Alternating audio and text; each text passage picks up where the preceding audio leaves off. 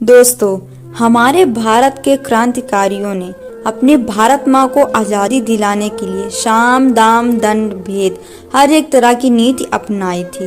उनके द्वारा अनेकों क्रांतियां की गई थी, जिनमें से कुछ क्रांतियां तो सफल हुई, लेकिन बहुत सारी क्रांतियों को इन अंग्रेजों ने बहुत ही सरलता के साथ कुचल दिया।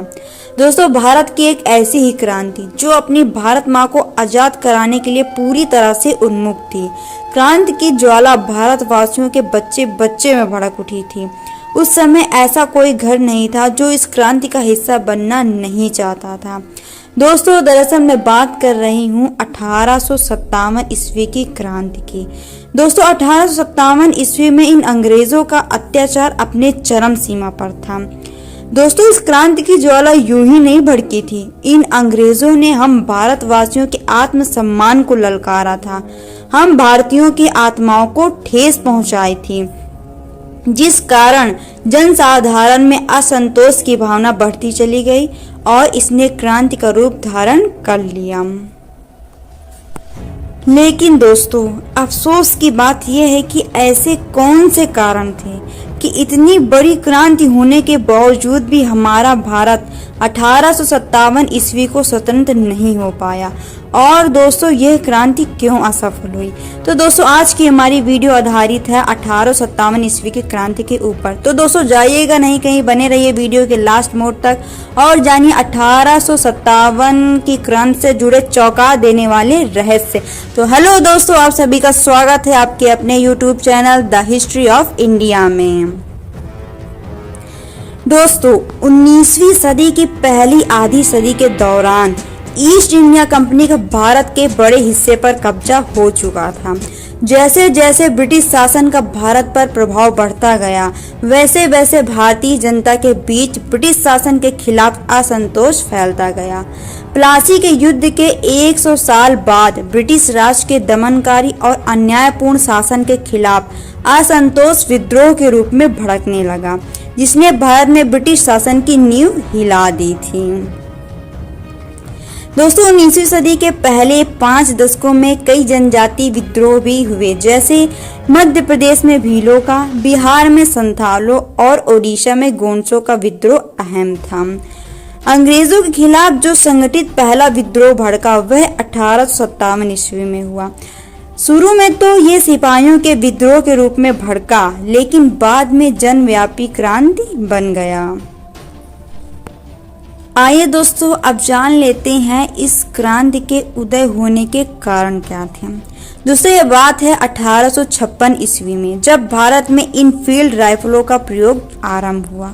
इन राइफलों में कलकत्ता, दमदम और मेरठ में बने गाय और सूअर की चर्बी युक्त कारतूसों का प्रयोग किया गया था, जिन्हें उपयोग में लाने से पूर्व मुंह से काटना पड़ता था। दोस्तों, 29 मार्च 1857 ईस्वी को मंगल पांडे नामक एक सैनिक ने बैरकपुर छावनी में गाय की चर्बी मिले कारतूसों के प्रयोग से इनकार करते हुए अपने अधिकारी लेफ्टिनेंट बाग और लेफ्टिनेंट जनरल ह्यूसन की हत्या कर दी। मंगल पांडे उत्तर प्रदेश के तत्कालीन गाजीपुर बलिया जिले के रहने वाले थे। चर्बी युक्त कारतूस का प्रयोग न करने और लेफ्टिनेंट के हत्या के जुर्म में मंगल पांडे को 8 अप्रैल 1857 ईस्वी को फांसी की सजा दे दी गई थी। लेकिन दोस्तों, खुला विद्रोह 10 मई दिन रविवार को शाम 5 बजे से 6 बजे के मध्य प्रारंभ हुआ। सर्वप्रथम पैदल टुकड़ी 20 NI में विद्रोह की शुरुआत हुई। इन विद्रोहियों ने अपने अधिकारियों के ऊपर गोलियां चलाई, जिस कारण इन सभी को 9 साल जेल की सजा सुनाई गई थी। विद्रोह का प्रसार। इस घटना के बाद मेरठ छावनी में विद्रोह की आग भड़क गई। 9 मई को मेरठ विद्रोह 1857 के संग्राम की शुरुआत का प्रतीक था। मेरठ में भारतीय सिपाहियों ने ब्रिटिश अधिकारियों की हत्या कर दी और जेल को तोड़ दिया। 10 मई को वो दिल्ली के लिए आगे बढ़े। 11 मई को मेरठ के क्रांतिकारी सैनिकों ने दिल्ली पहुंचकर 12 मई को दिल्ली पर अधिकार कर लिया। इन सैनिकों ने मुगल सम्राट बहादुर शाह द्वितीय को दिल्ली का सम्राट घोषित घोषित कर दिया गया था। शीघ्र ही विद्रोह लखनऊ, इलाहाबाद, कानपुर, बरेली, बनारस, बिहार और झांसी में भी फैल गया था। लेकिन दोस्तों अंग्रेजों ने पंजाब से सेना बुलाकर सबसे पहले दिल्ली पर अधिकार किया, परंतु संघर्ष में जॉन निकोलसन मारा गया। दोस्तों लखनऊ में विद्रोह की शुरुआत 4 जून 1857 ईस्वी को हुई। यहाँ के क्रांतिकारी सैनिकों द्वारा ब्रिटिश रेजिडेंसी के घेराव के बाद ब्रिटिश रेजिडेंट हेनरी लॉरेंस की मृत्यु हो गई। हैवलॉक और आउटरम ने लखनऊ की क्रांति को दबाने का भरकस प्रयत्न किया, लेकिन वे असफल रहे। बगावत को कुचलना। 1857 का संग्राम 1 साल से ज्यादा समय तक चला।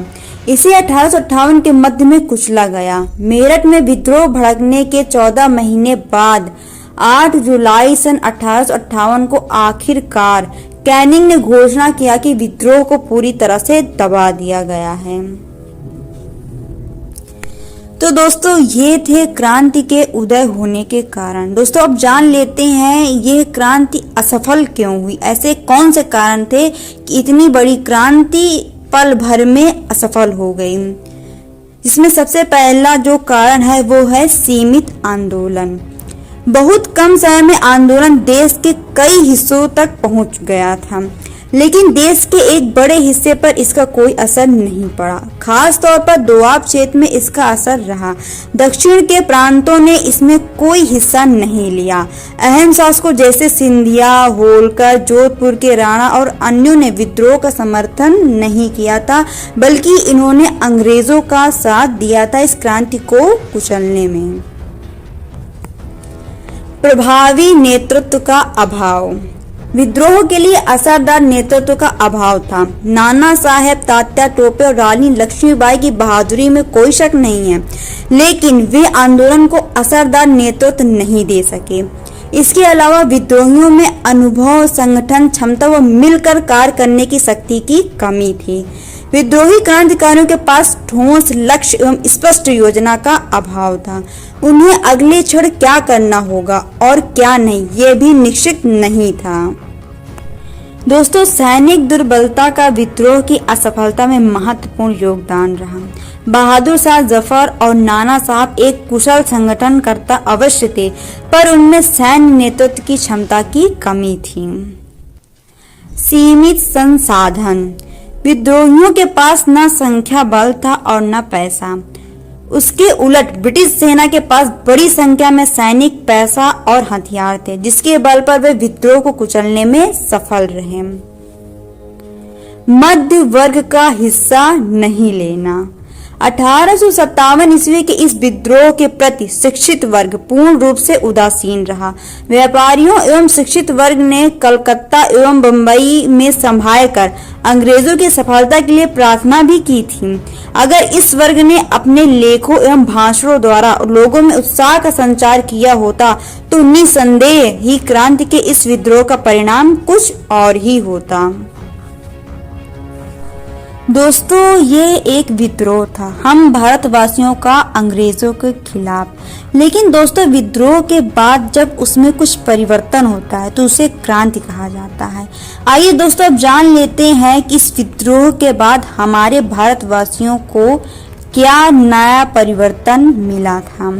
तो दोस्तों विद्रोह के समाप्त होने के बाद 1858 ईस्वी में ब्रिटिश संसद ने एक कानून पारित कर ईस्ट इंडिया कंपनी के अस्तित्व को समाप्त कर दिया और अब भारत पर शासन का पूरा अधिकार महारानी विक्टोरिया के हाथों में आ गया।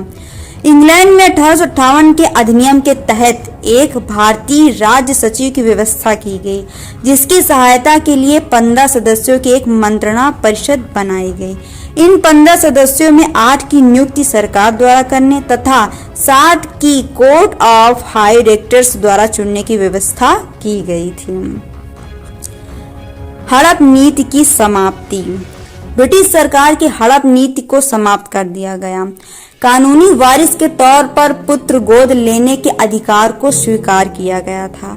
1857 का विद्रोह इसलिए भी अहम था। तो दोस्तों, इस क्रांति से हमें क्या सीखने को मिलता है? हमें अपने इतिहास से कुछ न कुछ सीख तो जरूर मिलती है। दोस्तों, भारत में अंग्रेजों का आगमन तो मुगल वंश के जिस समय अकबर का शासन था उसी समय हो गया था, लेकिन उस समय अंग्रेज कुछ नहीं कर पाए थे। लेकिन जैसे जैसे मुगल वंश की नींव कमजोर होने लगी, अंग्रेजों ने भारत में अपना प्रभुत्व स्थापित करना शुरू कर दिया था। अगर दोस्तों हम लोग समय पर ही इनके अत्याचार के खिलाफ आवाज उठाना शुरू कर देते तो शायद दोस्तों हम भारतवासियों को इतनी तकलीफों का सामना नहीं करना पड़ता। तो दोस्तों, आज की वीडियो मैं यही समाप्त करती हूँ। मैं जल्दी हाजिर होंगी फिर इसी तरह के एक नए ऐतिहासिक वीडियो के साथ, जहाँ पर हम लोग इतिहास के कई सारे राज का पर्दा उठाएंगे और करेंगे बहुत सारी महत्वपूर्ण बातें। अगर दोस्तों आपको मेरी ये वीडियो पसंद आई हो तो प्लीज आप हमारे चैनल को लाइक और सब्सक्राइब कीजिए। अगर दोस्तों आपकी भी कुछ राय हो 1857 ईस्वी की क्रांति के बारे में तो हमें कमेंट सेक्शन में लिख के जरूर बताइएगा। तो दोस्तों, तब तक के लिए दीजिए हमें इजाजत। शुक्रिया।